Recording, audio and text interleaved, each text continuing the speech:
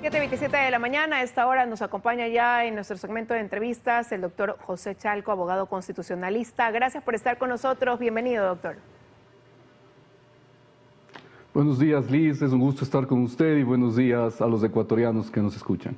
El gusto es nuestro para analizar algunas de las decisiones que ya ha ido tomando el presidente Daniel Noboa. Y quiero empezar con lo que tiene relación a la vicepresidencia, ¿no? La vicepresidenta, la delegación de la única función encomendada, que es ser colaboradora de paz en el conflicto que vive Israel. Ella ha guardado el silencio. Para algunos, el que calla otorga, y pudiera ser que ha aceptado esta función. Para otros, quizás todavía meditando cuál va a ser su respuesta. Pero ya desde la parte constitucional, que es quizás lo que cabe, ¿no? A lo mejor ella está analizando precisamente ese escenario. Apreciada Liz, yo creo que el país tiene más urgencias y desafíos que una riña con la vicepresidenta. El país afronta una serie de problemas que este conflicto con la vicepresidenta de la República realmente preocupa desde lo institucional. Y permítame decirle por qué preocupa desde lo institucional. Lo primero, porque la Constitución de la República no quiere una vicepresidenta lejos. La Constitución de la República lo que quiere precisamente es una vicepresidenta que tenga todas aquellas posibilidades, atribuciones y recursos suficientes como para poder suplir al presidente en cualquier momento. Ese es el sentido del artículo 149 de la Constitución, que efectivamente el presidente puede delegarle atribuciones. Sí, indudablemente que sí, pero atribuciones que las tenga el presidente y que ellas son precisamente las que él mismo, como presidente, las daría, las realizaría. Yo creo que enviarle fuera del territorio nacional a una zona de un conflicto armado, cuando los ecuatorianos no han elegido una embajadora, sino un vicepresidente, indudablemente tiene más apariencia de un fraude constitucional, de una simulación antes de que sea el objeto mismo de la Constitución. El silencio de la vicepresidenta hasta este momento indudablemente permite muchas especulaciones, las mismas especulaciones que permite este conflicto entre el presidente y vicepresidente, que solamente hace daño al país y que solamente hiere a la débil institucionalidad del Ecuador.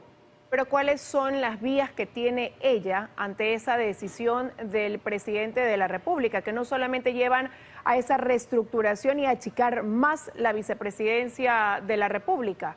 ¿Pudiera negarse? ¿Pudiera aceptar que es el otro camino? Y en el caso del primer escenario, ¿cómo quedaría ella?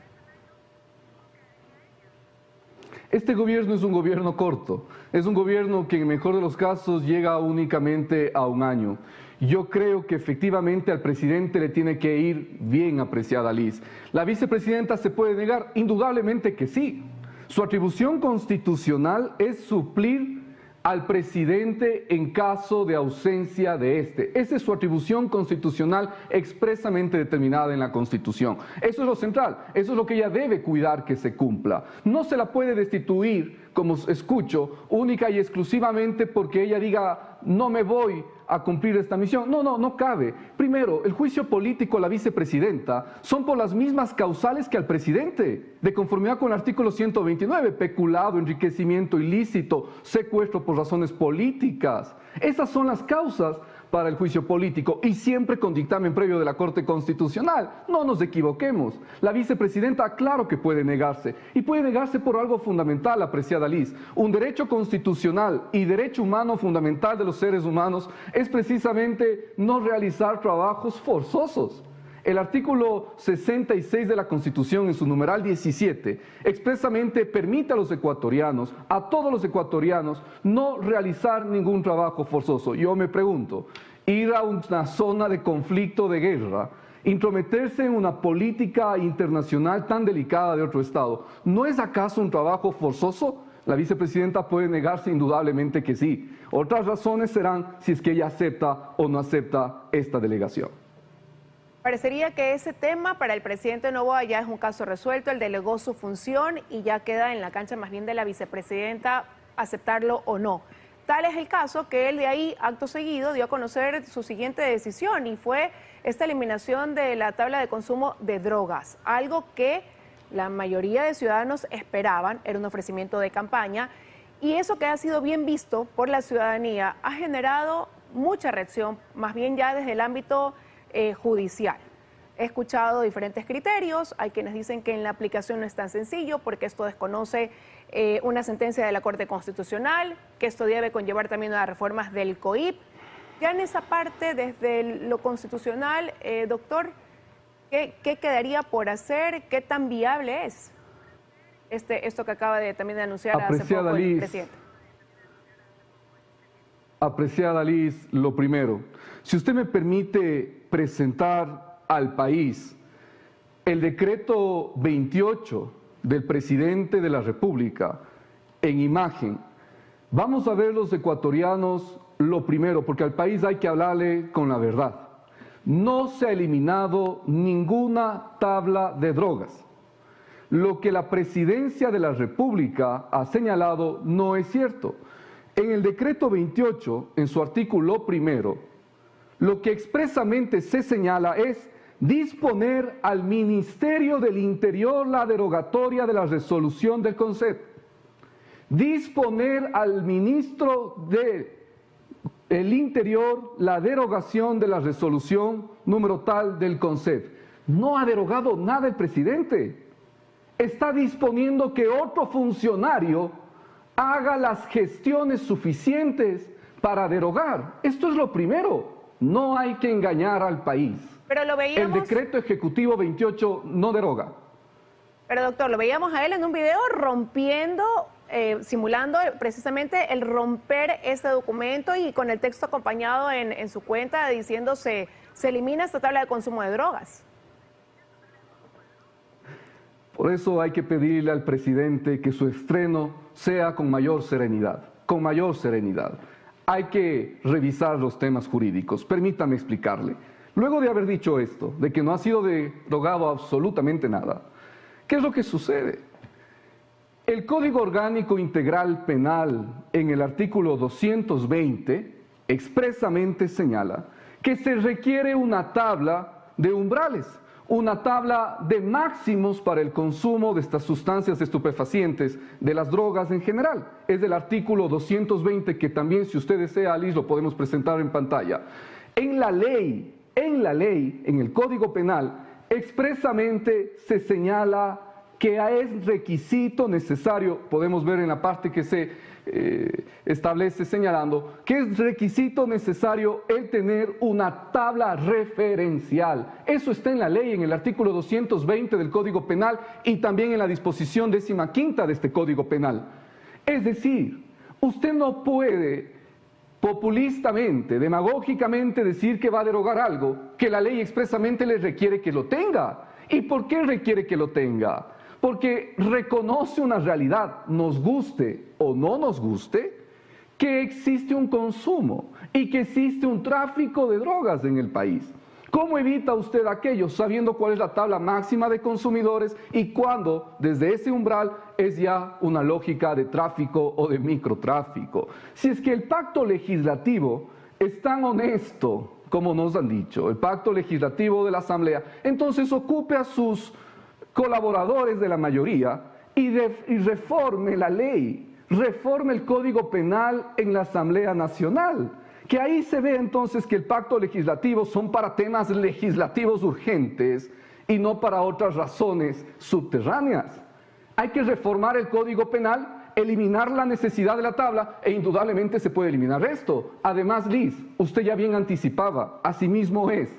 La Corte Constitucional en la sentencia 717-CN/19 expresamente señaló que la tabla de consumo es constitucional y su aplicación es constitucional, que se la requiere porque está establecida en la ley del Código Penal y además precisamente para tratar como un asunto de salud pública, de preocupación de salud pública a las adicciones. Porque eso dice la Constitución. ¿Cuál Constitución? la que han aprobado los ecuatorianos en el año 2008 como referéndum. Esa es la Constitución que está vigente y esa es la que ampara precisamente la existencia de esta resolución que se hiciera en el 2013 por el CONCEP, hoy por la Comisión de Drogas se podría analizar la resolución aquella, pero que, insisto, el presidente no lo ha derogado como hemos visto y que, insisto, no lo puede hacer porque el Código Penal expresamente señala que se requiere aquello. Reforme el Código Penal y será otra la realidad. Bueno, habrá que ver si es que él entonces envía esta reforma al COIP para poder dar paso a esa eliminación de esa tabla de consumo. Y ahora que usted habla de esta alianza entre la Revolución Ciudadana, ADN y el Partido Social Cristiano en la Asamblea, ¿se puede comenzar a poner a prueba una vez que ya el correísmo ha puesto de manifiesto esta intención de llevar a juicio político a la fiscal Diana Salazar? ¿Por qué casos o causas pudiera ser ella sujeta a este juicio que ellos proponen? La Constitución en su artículo 131 expresamente señala que a distintos funcionarios, entre ellos la fiscal general del Estado, se la puede realizar un enjuiciamiento político cuando ésta haya incumplido sus atribuciones constitucionales y legales, atribuciones que están en la Constitución y que están en la ley. Lo que nos deben explicar a los ecuatorianos es cuál es la atribución que ella ha incumplido. Si revisamos la solicitud de juicio político que se ha presentado y las razones que se han documentado para el juicio político, apreciada Liz, lo único que se mira es un intento sistemático que ya lo vimos los ecuatorianos, que por todos los órganos institucionales, Consejo de Participación, Consejo de la Judicatura y hoy Asamblea Nacional, lo único que buscamos es de que aquí no exista una fiscal general del Estado. Apreciada Liz, destituir a una fiscal general del Estado, como se está pretendiendo, sin que exista una lógica robusta de justificaciones y de causales constitucionales y legales, es un problema de Estado, es un asunto de Estado que debería preocupar a toda la institucionalidad y a todos los ecuatorianos, porque la fiscal general del Estado es la que lucha contra la corrupción, es la que lucha contra la consumación y existencia de delitos en el país. Eso no es cuestión menor. ¿A quién interesa? ¿A quién por atrás le conviene que la fiscal general del Estado sea destituida en un sainete? Nuevamente, ¿qué nos muestra esta asamblea? Miopía. Mientras el país tiene urgencias y desafíos, siguen pensando en un juicio político a la fiscal general del Estado. Con 70 votos podrán hacerlo. Eso es inconstitucional y eso es ilegal. Por ahora solo la bancada del correísmo es la que está a favor de ese juicio, pero parece un escenario distinto lo que pudiera pasar con esta intención también de retomar o de llevar a juicio político al expresidente Guillermo Lasso. Ese juicio que quedó suspendido el 17 de mayo de este año. Vea, Liz, nuevamente es una falta de comprensión de la Constitución. Nuevamente es una falta de serenidad. La Constitución de la República del Ecuador, que fue aprobada en el año 2008, fue motivada, fue iniciativa y creación, si usted quiere, del expresidente Rafael Correa. ¿Usted cree que Correa hubiera permitido una constitución que le haga juicio político después de haber sido presidente? Esa es la premisa. El artículo 129 de la Constitución hiperpresidencialista que tenemos, el artículo 129, señala que el juicio político se lo hace al presidente o al vicepresidente en funciones. No existe censura a los expresidentes y exvicepresidentes en el Ecuador. ¿Por qué no existe? Porque lo dice la Constitución en el 129 y porque es una Constitución hiperpresidencialista que blinda al Ejecutivo de la época y que es la que hemos heredado hoy. Caso contrario y distinto, situación diferente, sucede respecto de otras autoridades, ministros de Estado, Consejo de Participación Ciudadana, Procurador General del Estado, pero eso está en el otro artículo de la Constitución 131, en donde en ese supuesto, para esos funcionarios, la Constitución sí dice que el juicio político se lo podrá realizar mientras están en funciones y un año después de dejar sus funciones.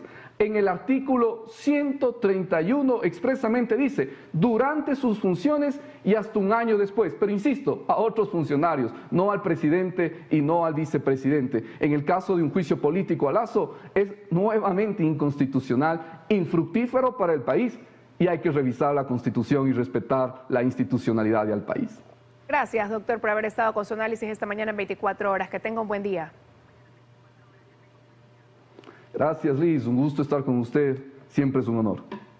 Vamos a ir a la pausa y enseguida regresamos con más aquí en 24 horas.